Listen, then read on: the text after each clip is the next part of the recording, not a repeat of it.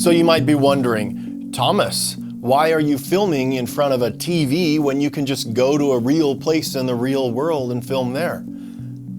That's a very good question. I think it looks pretty good, don't you? I mean, it looks like she's really there and we didn't have to green screen it.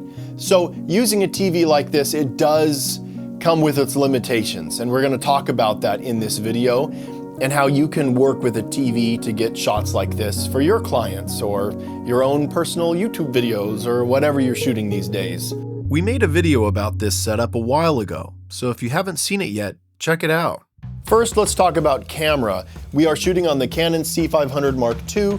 I say that because this is a full frame camera, and that's important because that way you can get a little bit more of a depth of field in a space like this. We are using the Sigma 85mm f1.4, and so we can get that background really blurry. What we're trying to do is hide a few things back there. This is the teleprompter on the front that the spokesperson was reading.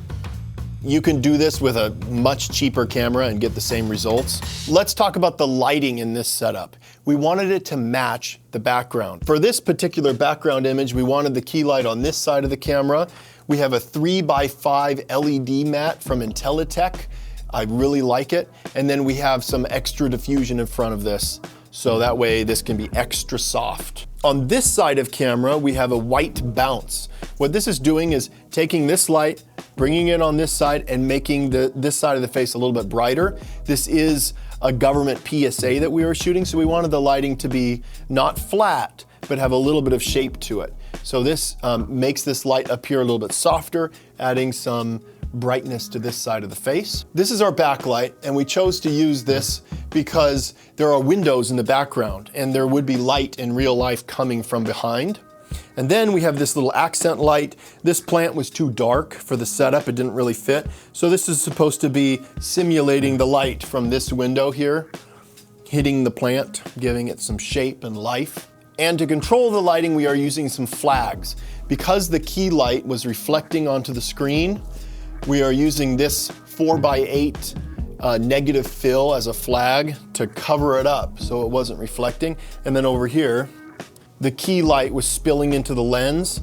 So we have this here that's flagging off this key light side right out of frame of this camera. And so this setup looks pretty janky and crazy, but with that one perspective through the lens, it ended up looking pretty good.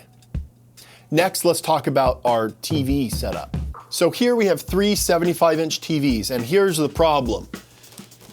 They have a bezel to them, because finding a TV big enough without bezels is extremely expensive. So we're covering up these black lines with this white trim, and with a very light colored background, these don't really show up. We also have different colored strips, so that way if it's a blue background or something more dark, we can cover these up and kind of mask it. And so that is the biggest drawback of this setup. You kind of have to incorporate into your background a way to help minimize these. And these strips are another reason why the lens has to be at such a shallow depth of field so that these can be blurry enough not to be noticed. Beyond that, there were quite a few technical things that we had to do to accomplish this, so Andrew's going to talk about that. So to get this whole setup working, we had to have the Mac back there hooked up to the video wall, but we also needed a way to control it. So luckily, you're able to wirelessly control the Mac with an iPad being the monitor. We logged into the Mac and we screen mirrored to the iPad. So then in DaVinci, we just set up the iPad as our main display, and then the video wall is our clean feed. So that way we could do any adjustments we want on the iPad, and then that shows up on the video wall in real time, making our workflow really easy and wireless. We also have this wireless DJI monitor right here, which is hooked up to the camera, so when we have our talent in place, we can make our changes and see what the camera sees in real time. Having this wireless monitor really helped us dial in the perspective of the background, and we got that all locked in before we filmed, so when the talent showed up and got in place, we were able to just start rolling, and it just looked like we had the perfect viewpoint. Okay, so our client was just here. They're able to sit here, watch a clean feed of everything that's going on in camera, give their notes, feedback. To get the clean feed up there, we just did SDI straight out of the camera. We strung an SDI cord against the wall, and then right there we have an HDI to SDI converter, a little black magic box, and HDMI straight into the TV, so you're able to see Thomas there in real time. It's interesting. You have to ask yourself, is making a video wall even worth it? This doesn't make sense for every single situation. But there was something nice today. Client came on set, and afterwards she said, why don't we do this with all of our videos? What she realized is there was an ease of use for the client. She didn't have to book any extra rooms. Last year, we rented a warehouse for a day. It was what, $3,000 a day to rent the warehouse. We could have done that here in a space with a TV wall setup, not needing a full warehouse. We could make it look like a warehouse. The other great thing about this setup is it can become a green screen. We don't have to use a video setup. We don't have to use an image in the background. But sometimes green screen might take quite a bit of time in post.